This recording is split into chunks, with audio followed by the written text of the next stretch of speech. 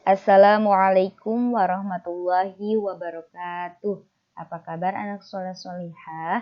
Alhamdulillah berjumpa lagi dengan Bu Guru kita di pembelajaran fikih, yaitu zikir dan doa.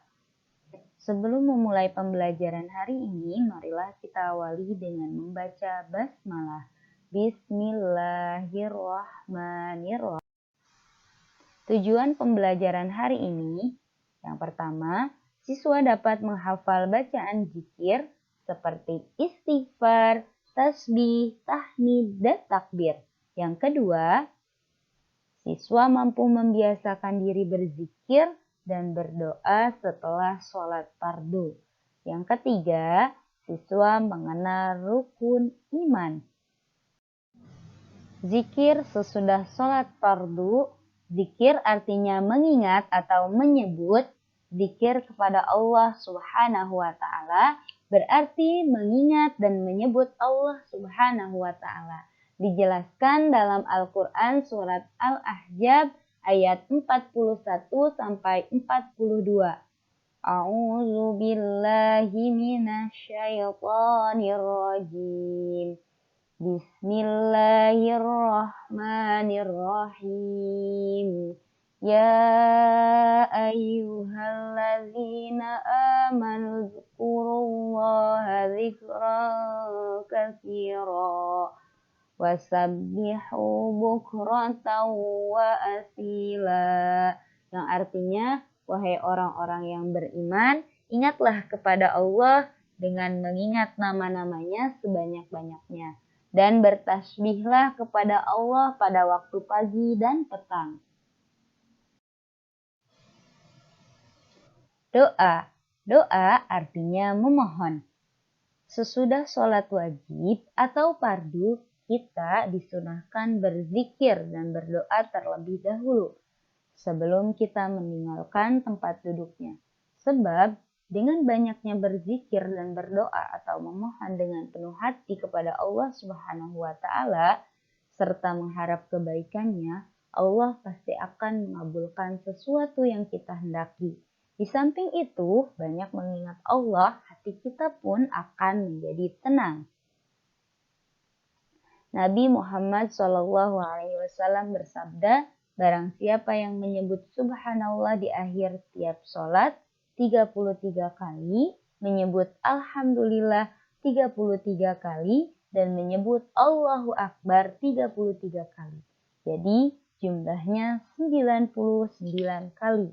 Dan untuk mencukupi 100 dengan menyebut La ilaha illallah wahdahu la syarikalah lahul mulku wa lahul hamdu yuhyi wa yumitu wa huwa ala kulli syai'in qadir. Niscaya diampuni dosanya walaupun sebanyak buih di lautan.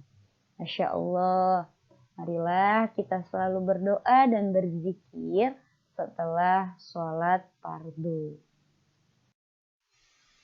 Zikir setelah sholat fardu.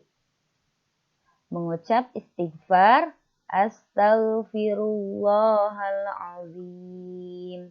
Dibaca sebanyak 3 kali, yang artinya, aku mohon ampun kepada Allah yang Maha Agung. Mengucap istighfar berarti meminta kepada Allah atas segala dosa yang diperbuat. Yang kedua, mengucapkan tasbih. Tasbih artinya menyucikan Allah, karena Allah itu Maha Suci.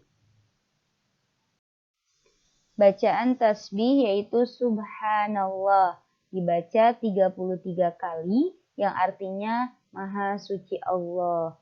Yang ketiga, mengucapkan tahmid. Tahmid artinya memuji kepada Allah, karena Allah itu Maha terpuji. Bacaannya Alhamdulillah, dibaca 33 kali, yang artinya segala puji bagi Allah. Yang keempat, mengucapkan takbir. Takbir artinya Allah Maha Besar. Bacaan takbir ialah Allahu Akbar. Dibaca sebanyak 33 kali, yang artinya Allah Maha Besar. Yang kelima atau yang terakhir yaitu mengucapkan tahlil. Setelah mengucapkan takbir sebagai penutup dalam berzikir, kita mengucapkan tahlil. Tahlil artinya tiada Tuhan selain Allah. Bacaan tahlil yaitu La ilaha illallah yang artinya tiada Tuhan selain Allah. Atau tahlil yang lebih panjang seperti La ilaha illallah wahdahu la syarikalah lahul mulku wa lahul hamdu yuhyi wa yumitu wa huwa ala kulli syai'in qadir. Yang artinya tiada Tuhan selain Allah, tiada sekutu baginya, miliknya segala kekuasaannya dan baginya segala pujiannya. Dia maha kuasa atas segala sesuatu. Ini adalah urutan dalam berzikir kepada Allah. Yang pertama tadi yaitu mengucapkan istighfar, yang kedua membaca tasbih, yang ketiga tahmid, yang keempat takbir, dan yang terakhir yaitu tahlil. Tugas kalian akan buku paket halaman 92 bagian A sampai dengan bagian C. Rukun iman. Rukun iman berarti pilar yang wajib dipercayai. Rukun iman terdiri dari 6 perkara. Yang pertama yaitu iman kepada Allah. Iman kepada Allah artinya beriman kepada Allah Subhanahu wa Ta'ala. Setiap Muslim wajib meyakini bahwa Allah adalah Tuhan yang Maha Esa dan tiada Tuhan selain Allah. Yang kedua, iman kepada malaikat. Orang Muslim harus mempercayai adanya iman kepada malaikat Allah. Malaikat yang wajib kita ketahui ada 10. Malaikat Jibril bertugas menyampaikan wahyu. Malaikat Mikail bertugas menyampaikan rezeki. Malaikat Israfil bertiup sangkakala. Malaikat Israil bertugas mencabut nyawa. Malaikat Mungkar menanyakan ruh di alam kubur. Malaikat Nakir bertugas menanyakan ruh di alam kubur. Malaikat Raqib bertugas mencatat amal baik manusia. Malaikat Atid bertugas mencatat amal buruk manusia. Malaikat Malik bertugas menjaga pintu neraka. Dan yang ke-10 yaitu Malaikat Ridwan bertugas menjaga pintu surga. Yang ketiga, iman kepada kitab-kitab Allah. Beriman kepada kitab-kitab Allah Subhanahu wa Ta'ala. Semua kitab ini berisi firman Allah yang diwahyukan kepada Rasul-Rasulnya sehingga dapat disampaikan pada manusia. Adapun kitab-kitab yang diturunkan oleh Allah Subhanahu wa Ta'ala, kitab Zabur yang diturunkan kepada Nabi Daud alaihi salam, kitab Taurat yang diturunkan kepada Nabi Musa alaihi salam, kitab Injil yang diturunkan kepada Nabi Isa alaihi salam, dan kitab Al-Quran yang diturunkan kepada Nabi Muhammad Shallallahu alaihi wasallam. Yang keempat yaitu iman kepada Nabi dan Rasul. Jadi setiap Muslim harus meyakini bahwa Allah Subhanahu wa Ta'ala telah mengutus Nabi dan Rasul untuk menyampaikan wahyu. Terdapat 25 Nabi dan Rasul yang wajib diyakini, yaitu Nabi Adam, Idris, Nuh, Hud, Soleh, Ibrahim, Lut, Ismail, Ishak, Yakub, Yusuf, Ayub, Su'aib, Musa, Harun, Zulkifli, Daud, Sulaiman, Ilyas, Ilyasa, Yunus, Zakaria, Yahya, Isa, Muhammad. Yang kelima yaitu iman kepada hari kiamat. Beriman kepada hari kiamat. Jadi setiap umat Islam wajib mempercayai bahwa hari kiamat akan datang. Hari di mana seluruh alam semesta hancur dan kehidupan yang kelak akhirat dan hari akhir pasti akan dialami oleh semua umat manusia.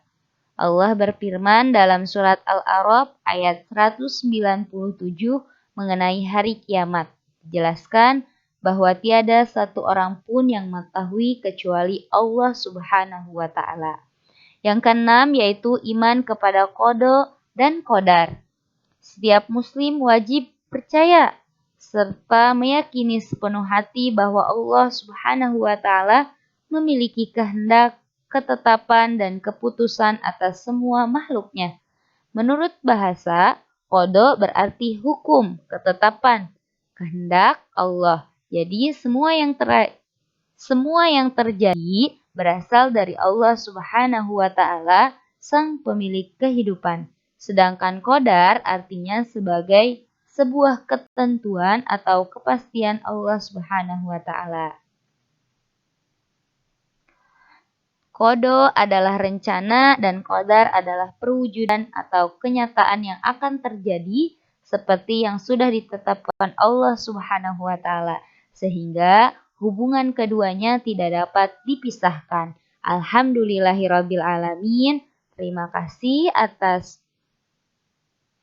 perhatiannya. Kurang lebihnya mohon maaf.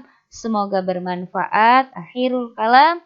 Wassalamualaikum warahmatullahi wabarakatuh.